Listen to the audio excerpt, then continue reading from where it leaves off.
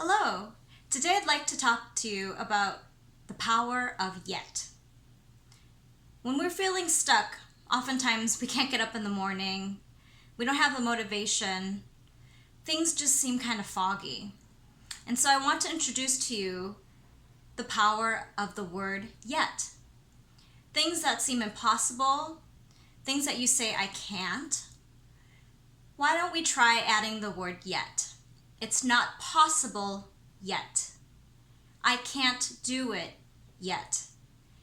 And I have a 3-step recommendation that I think will help you and has helped my clients and the programs that I've worked with get past the I can't or the impossible and get to the yet and find a path forward that allows them to get up in the morning and be excited to work together on this goal.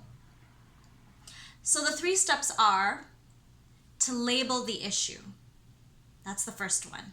Label the issue. The second one is go back to purpose. Really think about, if you take a few steps back, what are you really trying to accomplish here? What would make you feel a level of success, a level of fulfillment, a level of ease?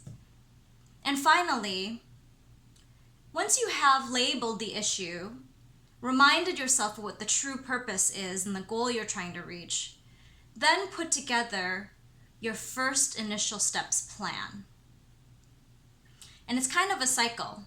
Once you do that, you'll find some new issues, have some new considerations, label those, and then keep doing the steps. So you label the new issues, think back, what am I really trying to accomplish here, right? That really helps you clear your head, and then put together a plan. I'm going to share a few examples. You can kind of hop on through the video if it helps. The first one is about a founder who has a 10-year organization that he's ready to leave and pass the torch to the next executive. But he has some anxiety over that because his life has been tied to the organization for 10 years. And so some of the mantra was, I can never leave. The organization will fall apart. I'm the face, I'm the name, I bring in all the revenue. How can I ensure the organization will continue to thrive without me? And he was asking these questions not because of ego, but because of wanting to make sure that the programs continue to run smoothly. The second group that I worked with was a pair of executives. These 2 executives were certainly on the same mission, but when it came to a day-to-day relationship and how to work together best in the office, they just had a communication breakdown. It broke down to the point where they recognized there was communication breakdown, and so they just avoided talking to each other. And the issues kept piling, and the awkwardness in the office was felt throughout. The third group that I work with through trying to find their yet is an organization that they realized they work with youth, but the kids have many more needs than just academics. So how do they tackle taking care of the students in a more holistic way? It's a very big issue to try and address. And so in all 3 cases, we went through the 3 steps to get to the power of yet. For the founder, he had to label the issue. He realized, actually, the organization is running pretty well. What he was fearful of is the what's next for himself. He was afraid of receiving those questions. Why are you leaving the organization? What are you going to do next? And so for him to be able to say, I don't know yet, but that is the issue I have labeled. And so he took clear steps to figure out what would make him feel comfortable so that he knew what his next steps would be, or at least how to articulate what he'd need to do, what next steps would help him feel more comfortable about his future, and be able to then really step away from the organization. One of the other issues that he labeled was wanting to make sure that there really was an executive person and team to succeed the organization to. And so that was the next issue we labeled. And together we worked on making sure that he had a whole team of staff ready to continue running the organization when he left.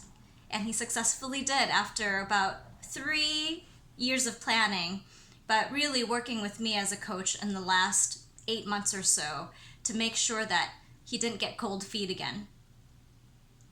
The second group was that pair of executives. The issue they labeled was they don't have any communication structure. They don't have an operational structure. The lack of these structures led to a lot of not just awkwardness, but just misunderstandings. So they worked together on a monthly basis where we coached each other on what are we really trying to accomplish here? What systems do we need to put in place? And how will we make this happen? Whose responsibility is it to do which pieces? And finally, with the educational institution, the superintendent at the school district realized that he didn't have all the answers. And so that was the problem that he labeled. This problem that our children are facing, the families are facing, is larger than what the school district's knowledge bases and resources are. And so with that issue labeled, he was able to go back to our purpose here is to make sure the children thrive and learn, but are healthy physically, emotionally, and was able to put together a plan to speak with about 100 other professionals, leaders, parents, teachers in the space, and together come up with the plan to be able to meet the fuller needs of the students that they serve. So thank you for joining me today. Those are 3 examples of clients that I've worked with on the power of yet, trying to tackle seemingly impossible tasks one day at a time, one plan at a time, one issue at a time. I look forward to hearing how you use the power of yet to overcome the impossible. Thanks.